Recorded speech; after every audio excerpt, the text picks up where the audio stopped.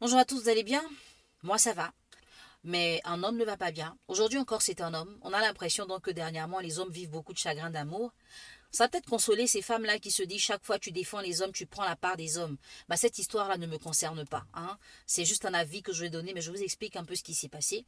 L'homme explique que depuis 2 ans, sa fiancée et lui ont décidé qu'ils se marieraient fin 2021 parce qu'il comptait sur de l'argent qu'il devait gagner par rapport à son travail. Et Dieu merci, les choses se sont bien passées. Fin 2021, c'est dans 6 mois, ils doivent se marier. Donc, il relance la fille. Parlant de fiançailles, ils ne sont pas allés devant les parents. Donc, c'est une fille avec qui il est en relation depuis un moment. Et donc, il avait prévu l'épouser fin 2021, mais avant, il ferait la dot. Ce que nous on appelle le mariage traditionnel en Afrique. Donc, il se trouve que comme l'argent est rentré et que les choses peuvent bien se passer, il relance la fille dernièrement pour lui dire, je t'avais promis le mariage fin 2021, les choses sont en train de bien se passer, donc il faut qu'on voit maintenant comment on va faire la dot et puis préparer le mariage.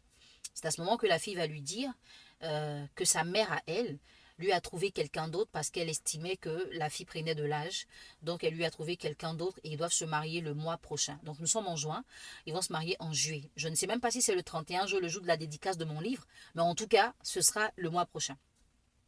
Il dit qu'il n'en revient pas parce que depuis qu'il connaît cette fille-là, déjà il ne l'a pas rencontrée dans une relation. C'est pas le genre, elle était en palabre avec son chéri, ils sont restés ensemble pour qu'elle lui parle de réconciliation. Il l'a pas trouvé avec quelqu'un, il n'a pas eu d'histoire avec quelqu'un par rapport à ça. Donc il n'arrive pas à comprendre qu'en si peu de temps, un mariage puisse être ficelé au point où on lui dit que c'est le mois prochain.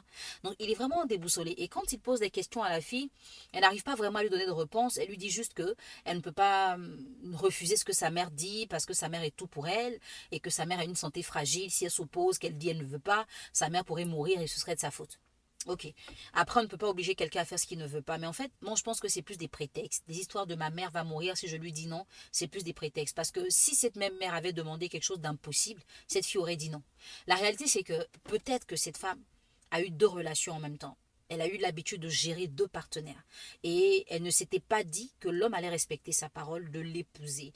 Donc si de l'autre côté, les choses sont vraiment bien avancées et que ne croyant plus au mariage qui lui a été promis fin 2021, elle a pris des engagements ailleurs, elle est obligée de les tenir. Peut-être que là-bas, le monsieur, il est vraiment plus avancé. Elle ne peut pas dire non. Pour que la mère dise je ne veux pas que tu épouses tel monsieur, il faut qu'elle en ait entendu parler. Si ça n'a jamais été le cas, si c'est jamais présenté, si on ne l'a jamais vu, à la limite, une mère qui estime que tu prends de l'âge, une fois qu'elle te met cette contrainte, tu dois pouvoir dire à ton partenaire ça tombe bien parce que ma mère est en train de se plaindre que je ne sois pas mariée. Va te présenter à elle et ça va la rassurer, puisque je suis amoureuse et c'est toi que je veux épouser. Je ne vais pas marier quelqu'un que ma mère me donne. Et puis aujourd'hui, à l'ère où nous sommes, il faut reconnaître que les histoires de mariage forcé, ça a pris un coup, en plus sur les adultes. Cette fille-là n'a pas peur de se marier à quelqu'un qu'elle ne connaît pas, qu'elle n'a pas choisi, juste pour faire plaisir à sa mère. Alors que même quand on a choisi un homme et qu'on connaît, les choses ne se passent pas forcément comme on veut. L'homme aujourd'hui qui peut-être étudié, on va dire, l'homme aujourd'hui qui peut-être t'a maintenu dans cette relation est en réalité allé chercher les moyens pour te donner le mariage à ta dimension, le mariage de ta dimension. Mais aujourd'hui, le problème est résolu. Il n'est pas en train de dire j'ai pas encore trouvé d'argent pour que tu te dises mais quand est-ce qu'il va trouver l'argent. Il a déjà cet argent. Il vient lui-même te dire faut qu'on commence les démarches. Mais si ta mère te met une pression parce qu'elle a peur que tu sois seul, bah, dis-lui que tu as quelqu'un. Pourquoi tu n'emmènes pas cette personne à aller vers ta mère, emmener ta mère à apprendre à accepter cette personne parce que ça reste ton choix. Je vous dis que le mariage, c'est pas pour tout le monde. On ne peut pas être immature et se marier. Parce que les gens pensent que être responsable, c'est être âgé. Il y a des personnes qui sont âgées et qui n'ont aucun sens de la responsabilité. Parce qu'une femme qui est majeure et qui n'est pas capable de défendre ses sentiments, de défendre l'amour qu'elle dit avoir dans sa vie, c'est une personne immature. Demain, si elle se marie avec l'homme que sa mère a choisi, quand ça va mal se passer, elle dira c'est ma mère qui m'a obligée, moi je ne voulais pas. Mais pour éviter d'arriver à ce stade, pourquoi ne pas dès maintenant parler à la mère pour ne pas que ce soit une contrainte? Peut-être que monsieur, cette femme était avec vous deux en même temps.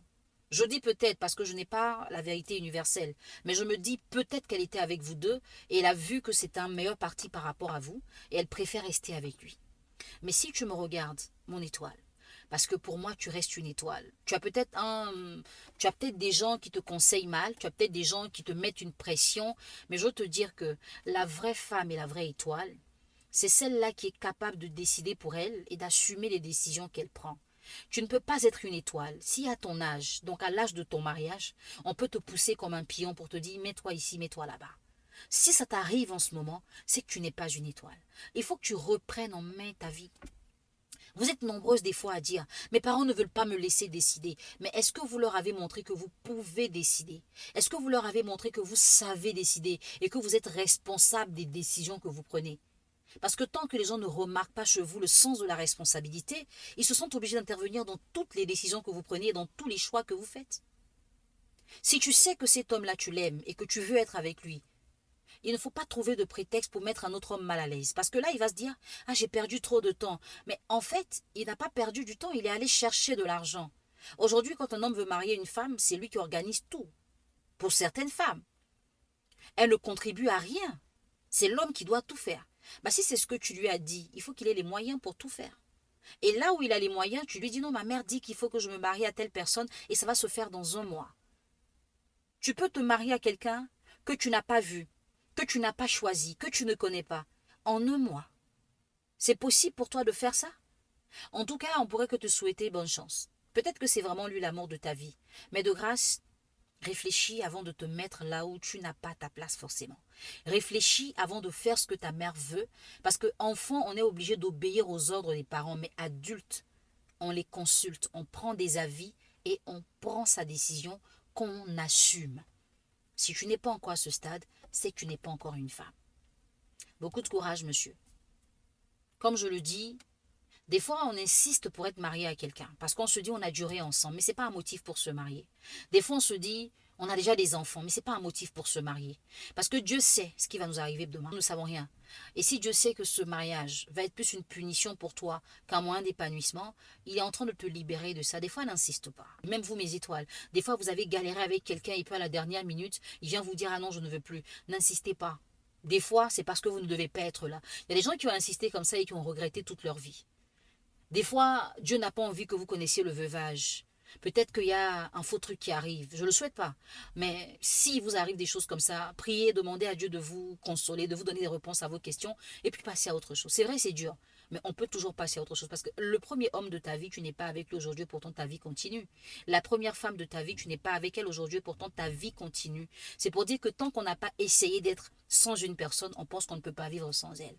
Beaucoup de courage et puis que Dieu nous inspire tous à faire de bons choix pour avoir de moins en moins de regrets et vivre épanoui. J'ai écrit un livre, Ce que je pense des femmes, c'est ça le titre du livre, un livre de 226 pages, très facile à lire, ne vous inquiétez pas, parce que moi-même je n'aime pas lire, donc j'ai pas fait un livre difficile à lire. Dans ce livre, il y a 7 chapitres, donc chaque chapitre parle d'un thème, et à la fin des 6 derniers chapitres, vous avez une histoire d'illustration. Vous avez la possibilité dans le livre donc de vous coacher vous-même, c'est un livre qui va vraiment vous faire du bien. Il est disponible en pré-vente en ce moment à un prix réduit. Après la prévente, donc au moment de la vente officielle, il prendra le prix officiel. La dédicace va se faire le 31 juillet 2021 à partir de 11 h à l'hôtel Saphir derrière la CNPS à Angers. Vous avez envie de commander le livre, vous cliquez sur le lien en rapport avec la zone où vous vous trouvez.